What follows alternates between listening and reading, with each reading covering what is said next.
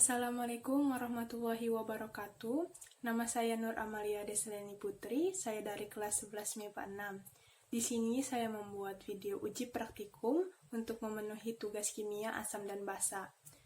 Nah, pertama, saya akan melakukan uji praktikum untuk menguji coba 10 tumbuhan sebagai indikator alami asam dan basa. 10 tumbuhan tersebut adalah: pertama, daun hanjuang. Yang kedua, bunga sepatu. Yang ketiga, bunga bugenvil. Yang keempat, bunga alamanda. Yang kelima, bunga tapak dara. Yang keenam, bunga euphorbia. Yang ketujuh, bunga asoka. Yang kedelapan, wortel.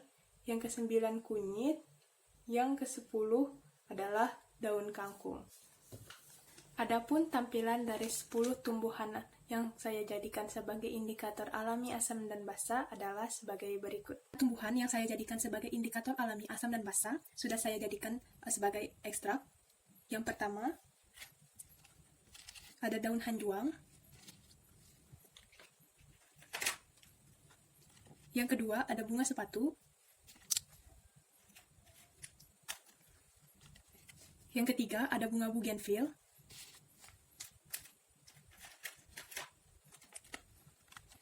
Yang keempat, ada bunga alamanda.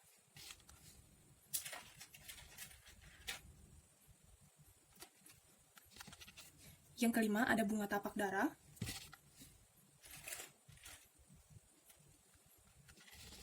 Yang keenam, ada bunga euphorbia.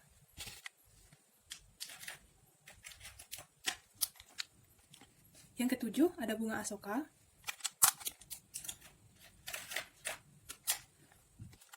Yang kedelapan, ada wortel. Yang kesembilan, ada kunyit. Dan yang terakhir 10, ada kangkung. 10 tumbuhan yang saya tampilkan tadi adalah wujud jadi yang saya akan ambil ekstraknya. Cara saya untuk mendapatkan ekstraknya adalah dengan menumbuk tumbuhan tersebut dan menambahkan H2O atau air. Nah, setelah didapatkan ekstrak dari menumbuk 10 tumbuhan tadi, kemudian saya menyaring tumbuhan tersebut dan meletakkannya di wadah-wadah. Kemudian ekstrak tersebut kita saring menggunakan kertas saring.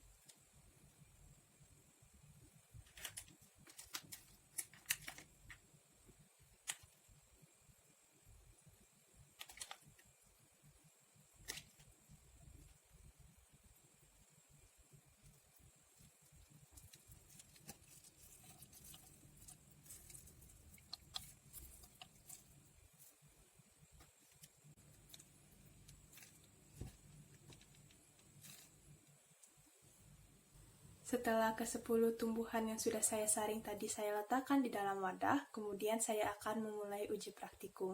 Nah, di sini kita mulai untuk mencampurkan cairan asam berupa cuka.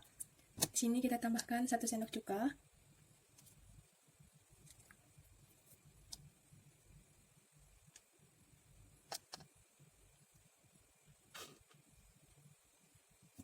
Saya akan menambahkan cuka larutan asam di sebelah kanan.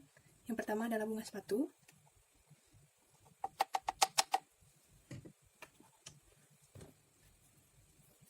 Kemudian kita aduk. Sudah terlihat perubahannya. Warnanya menjadi lebih terang, lebih muda. Setelah itu, kita tambahkan cairan basa. Di sini cairan basanya adalah campuran dari natrium dekarbonat dilarutkan dengan H2O atau air. Kita tambahkan 1 sendok larutan basa, 1 sendok teh. Saya lihat langsung terjadi reaksi perubahan warna. Warna berubah lebih bening. Ketika saya aduk, warna makin memudar dan menjadi ke arah hijau kecoklatan. Yang tadinya merah menjadi warna hijau kecoklatan ketika dicampurkan dengan cairan basa. Nah, kita tes lagi kepada tumbuhan yang kedua, yaitu bunga bougainville. Kita masukkan 1 sendok larutan asam sebelah kanan.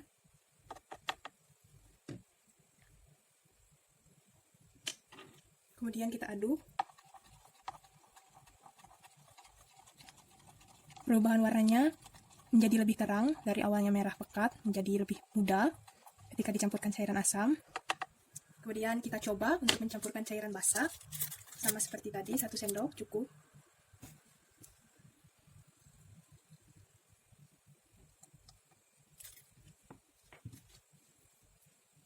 Kita aduk.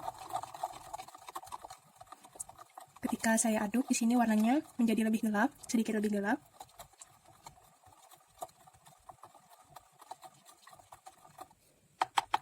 Terlihat berbeda dengan yang dicampur larutan asam dan dicampur larutan basa.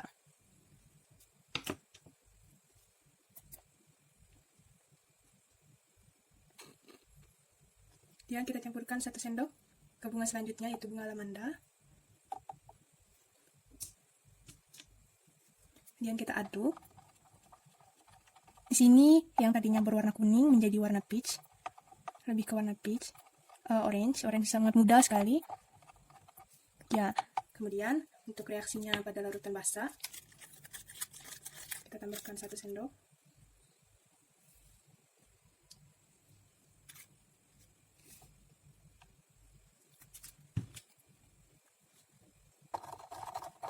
Warnanya menjadi kuning cerah, berbeda dengan bunga lavanda yang dicampurkan dengan cairan asam.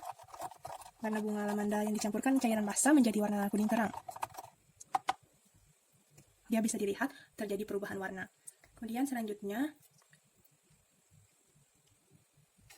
yaitu bunga tapak dara. Bunga tapak dara ekstraknya tadi adalah berwarna bening, lebih ke warna bening karena warnanya tidak terlalu keluar. Tetapi sewaktu dicampurkan oleh cairan asam, warnanya seketika berubah menjadi berwarna pink muda. Kemudian kita coba campurkan dengan cairan basah.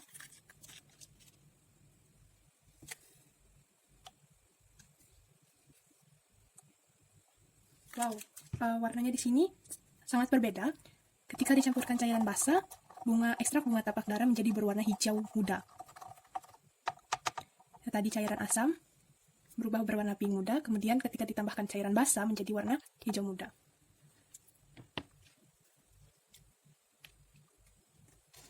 Selanjutnya, kita tambahkan 1 sendok cairan asam di bunga euphorbia. Kemudian kita aduk.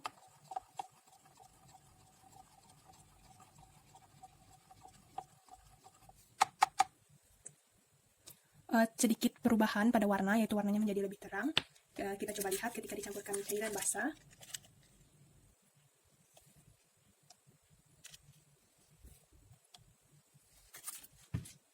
Di sini sangat berbeda juga. Kita aduk, warnanya menjadi hijau kecoklatan. Warna yang tadinya berwarna pink menjadi hijau kecoklatan.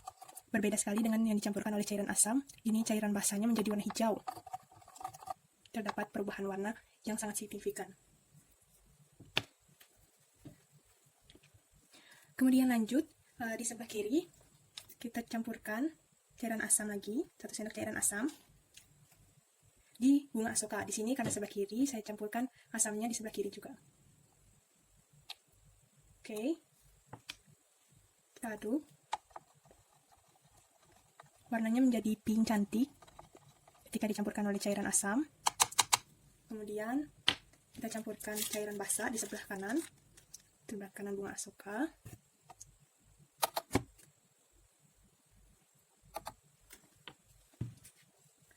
Nah, bisa kita lihat langsung terjadi reaksi perubahan warna. Warnanya menjadi lebih kecoklatan, warnanya memudar dan menjadi warna coklat. Nah, di bunga asuka ini juga terjadi perubahan warna yang sangat signifikan.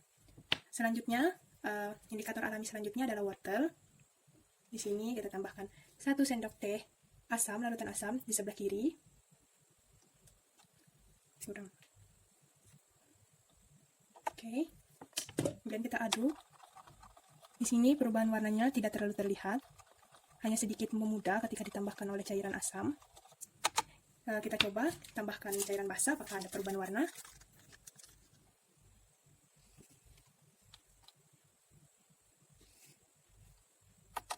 Oke. Kemudian kita aduk.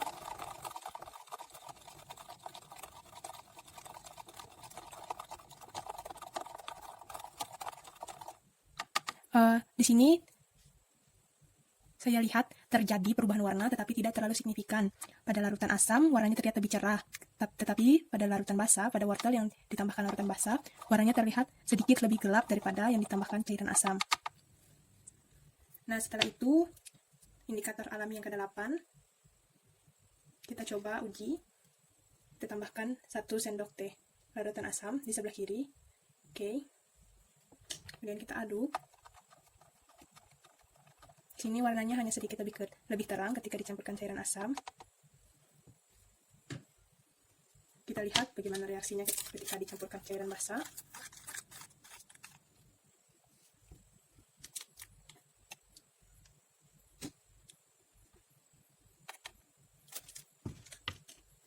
Nah, di sini terlihat langsung terjadi perubahan warna ya pada kunyit. Ketika dicampurkan cairan basah, kunyit di sebelah kanan menjadi berwarna coklat, berubah menjadi warna coklat, coklat seperti teh ya. Kita aduk. Nah, terlihat jelas perbedaan warnanya. Ketika dicampurkan larutan asam, warnanya menjadi kunyit berwarna kuning terang. Ketika dicampurkan larutan basah, menjadi warna kecoklatan seperti teh. Nah, uji coba indikator yang selanjutnya adalah kangkung. Di sini kita tambahkan lagi 1 sendok larutan asam di sebelah kiri. Terlihat warnanya langsung berhamburan, tapi kita aduk dulu. Kita aduk. Di sini warnanya seperti akan hilang, tetapi coba kita aduk lagi.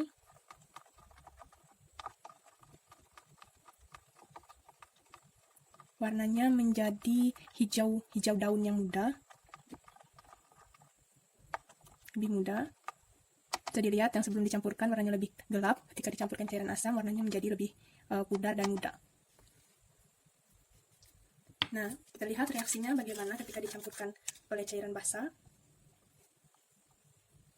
Kita campurkan cairan basah di sebelah kanan. Kita aduk. Kita aduk lagi.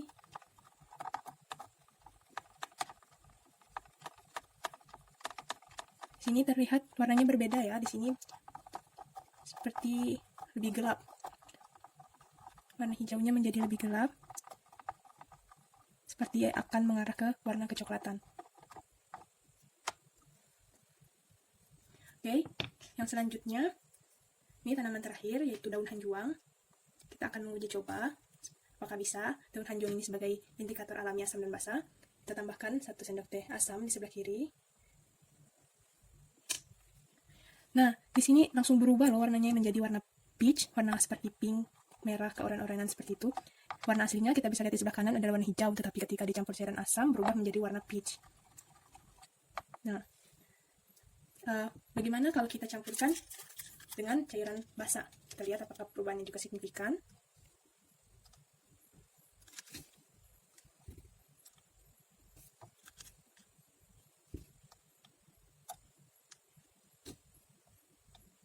Oke.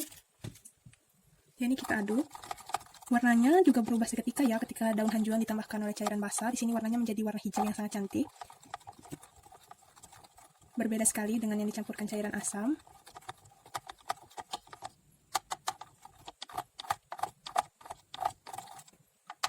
Oke. Nah, setelah saya melakukan uji praktikum, kesimpulan yang saya dapat adalah dari ke-10 percobaan dari tumbuhan ini, dari ke-10 tumbuhan ini, yaitu ada daun bunga sepatu, bunga bougainville, bunga alamanda, bunga tapak dara, bunga euphorbia, bunga asoka, wortel, kunyit, kangkung, dan daun hanjuang, bisa kita simpulkan bahwa ke-10 tanaman ini bisa dijadikan sebagai indikator alami untuk cairan asam dan basa. Kenapa? Karena semua ke-10 tumbuhan ini ketika dicampurkan dengan larutan asam dan basa mengalami reaksi. Reaksinya itu adalah perubahan warna zat. Kita bisa lihat di sini dua warna di sini adalah yang ditambahkan cairan asam. Warnanya sangat berbeda dengan yang ditambahkan oleh cairan basa. Itu adalah bukti bahwa uji praktikum kali ini berhasil. Kita mendapatkan 10 tanaman yang bisa dijadikan sebagai indikator alami asam dan basa. Dari uji praktikum indikator alami asam dan basa, kesan dan pesan yang saya dapatkan adalah kesannya ketika melakukan uji praktikum sangat menyenangkan untuk melihat reaksi langsung dari perubahan warna tumbuhan yang saya jadikan sebagai indikator. Ketika saya mencampurkan cairan asam dan cairan basa, langsung terlihat perubahan warna pada tumbuhan-tumbuhan tersebut. Dan juga kesannya selama uji praktikum menambah wawasan saya terhadap indikator alami. Kemudian pesannya setelah uji praktikum cuci tangan yang bersih karena cairan asam dan basa cukup berbahaya ketika terkena mata, mulut, atau hidung atau termakan. Dan akhir kata, mohon maaf apabila ada kesalahan dalam penuturan kata, dan saya juga berharap video uji praktikum ini dapat mendapatkan respon yang baik dan dapat dijadikan pembelajaran untuk yang lainnya. Terima kasih. Wassalamualaikum warahmatullahi wabarakatuh.